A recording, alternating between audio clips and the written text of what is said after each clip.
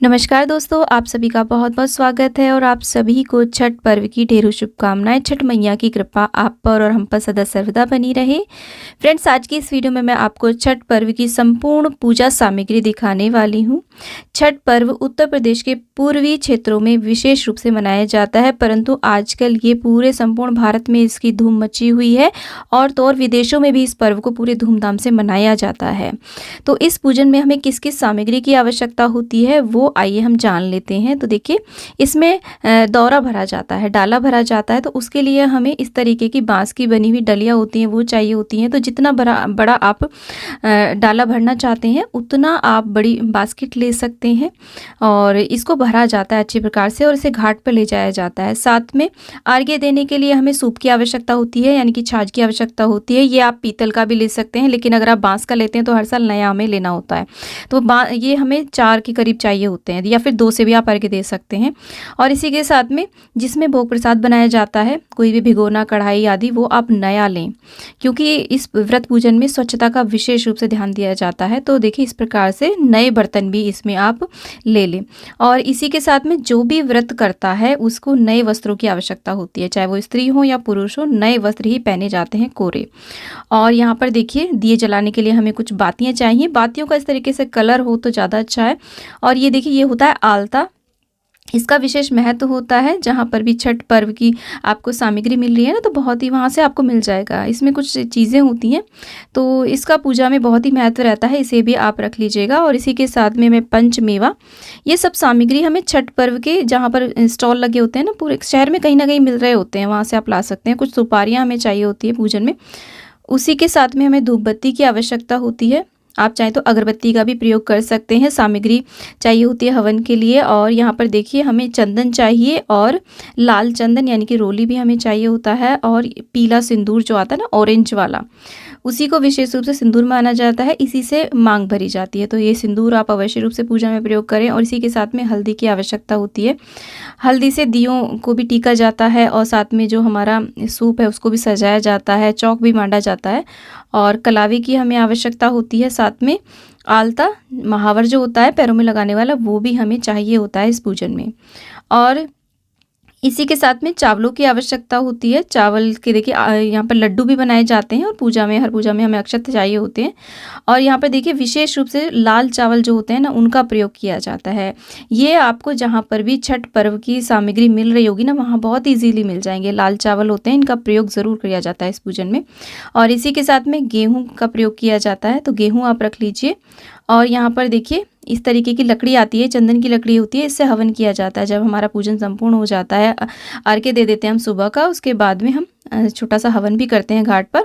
और कपूर हमें चाहिएगी आरती करने के लिए या फिर हवन करने के लिए। माचिस चाहिए। और इसी के साथ में यहाँ पर देखिए, गंगाजल की भी आवश्यकता होती है, तो आप गंगाजल ले लीजिए।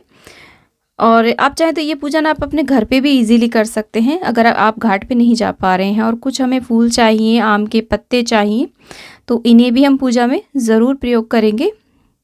और इसी के साथ में इस तरीके का एक नारियल आता है। देखिए, इसमें जल वाला नारियल होता है, इसका इस पूजा में विशेष महत्व होता है। जल वाला नारियल लिया जाता है, तो इसे भी हम लेंगे, एक लिया जाता है। इसी के साथ में एक बड़ा मीठा नींबू बोला जाता है, इसको बड़ा नींबू होता है ये, तो ये भी पूजा में अवश्य रूप से रखा जाता है। और यहाँ पे देखिए, अनानास का फल भी ज़रूर लिया जाता है और बहुत ही महत्व रहता है अनानास का इस पूजन प्रयोग करना। इसी के साथ में देखिए, इस तरीके की हल्दी और अदरक, यानी कि जिसमें पत्ते लगे होते हैं ना, कच्ची हल्दी और ये कच्ची अदरक ली जाती है। ये सब्जियों वालों के पास भी आपको मिल सकती है, या फिर जहाँ पर भी ये सामग्री मिल रही होती है ना, तो वहाँ भी मिल जाती हैं। तो इन्हें आप पूजा में ज़रूर प्रयोग करें। इसी तरीके की इस पूजन में प्रयोग किया जाता है। साथ में कद्दू का भी प्रयोग किया जाता है, तो थोड़ा सा आप कद्दू ले लीजिएगा। और पत्ती सहित, देखिए पत्ती सहित हमें मूलियाँ लेनी होती हैं। कुछ चीज़ें हैं जो हमें पत्ती सहित ही लेनी होती हैं, जैसे कि मूली। और यहाँ पर देखिए, आंवले फल का भी हम प्रयोग करते हैं पूजन में। इसी के साथ में जल फल यानी कि सिंघाड़ा, और यहाँ पर शकरकंद का भी प्रयोग किया जाता है। उसी के साथ में जो भी ऋतु फल, इस व्रत पूजन में फलों का बहुत ज़्यादा महत्व है, तो तरह तरह के आप फल अवश्य रूप से ले लीजिएगा। इन्हीं से अर्घ्य दिया जाता है, इन्हीं को सूप में रख करके अर्घ्य दिया जाता है। तो तरह तरह के जो भी फल आपको मिल पाए, केला विशेष रूप से लिया जाता है, उसे आप ज़रूर लीजिएगा। और इसी के साथ में ये सीताफल, जिसे हम शरीफा भी कहते हैं, वो आप ले लीजिएगा। और यहाँ पर देखिए साथ में अरबी ली जाती है और इस तरीके की सेम की फली कच्चे, और यहाँ पे देखिए ये कमरख है और कच्चे केले भी लिए जाते हैं और ये सुथनी भी ली जाती है। और यहाँ पे देखिए गुड़ का बहुत महत्व है इस पूजन में, क्योंकि गुड़ और आटे को मिला करके इस तरीके के ठेकुए बनाए जाते हैं। इस ठेकुए का ही भोग लगाया जाता है, इस प्रकार के ठेकुए बनाए जाते हैं, बहुत महत्व रहता है। तो ठेकुए अवश्य रूप से आप बनाइएगा। और इसी के साथ में कार्तिक महीने के प्रत्येक पूजन में खील बताशे का महत्व होता है और बहुत सारे में दिए भी चाहिए होते हैं। मिट्टी के दियों का विशेष रूप से प्रयोग किया जाता है, तो कुछ आप मिट्टी के दिए ले लीजिएगा, देसी घी भी आप ले लीजिएगा इनको जलाने के लिए। और यहाँ पर देखिए अगर हमारी कोई भी मन्नत पूरी हो जाती है या फिर हमारी कोई मन्नत होती है, उसके लिए कोसी भरी जाती है।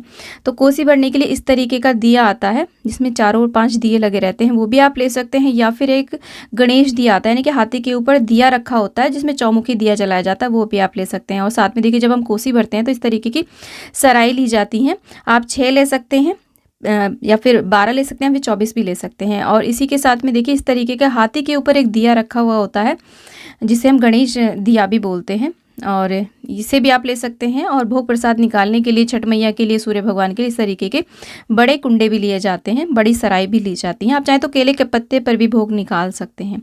तो इस तरीके से हमें सामग्री चाहिए होती है। इसके अलावा और भी काफ़ी सारी सामग्री होती है। और यहाँ पर देखिए हमें गन्नों की आवश्यकता होती है, जिसमें जड़ और पत्ते यानी कि बिल्कुल साबुत हमें गन्ने लेने होते हैं।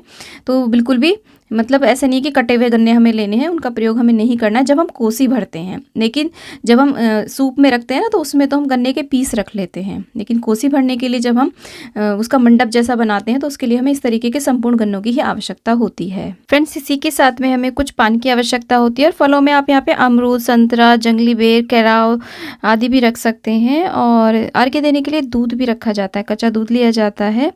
और फ्रेंड्स यहाँ पर देखिए वैसे तो जो हर साल छठ का पर्व करते हैं वो लोग क्या करते हैं, इस पूजा के लिए अलग से ही बर्तन खरीद लेते हैं, उनमें और कोई खाना कभी नहीं बनाते हैं। तो हर वर्ष नए बर्तन लाने की कोई आवश्यकता नहीं होती है। लेकिन जिनमें आप डेली का खाना बनाते हैं, उनमें छठ मैया का जो भोग प्रसाद है वो कभी भी नहीं बनाया जा सकता। और इसके लिए अलग से चूल्हा प्रयोग किया जाता है, या तो मिट्टी का चूल्हा बनाया जाता है, या फिर आप अलग से बिल्कुल एक चूल्हा अलग से सिंगल चूल्हा आप ला सकते हैं छठ पर्व का जो भोग प्रसाद है वो बनाने के लिए। तो इस पर्व में स्वच्छता का विशेष रूप से ध्यान दिया जाता है। बिल्कुल कहीं भी किसी भी प्रकार की कोई माफ़ी नहीं है, किसी भी प्रकार की गुंजाइश नहीं है। बहुत ज़्यादा स्वच्छता का ध्यान रखा जाता है इस पूजन में। तो इस तरीके से नए वस्त्र पहन के नए बर्तनों में या फिर शुद्ध बर्तनों में ही भोजन बनाया जाता है, भोग प्रसाद बनाया जाता है।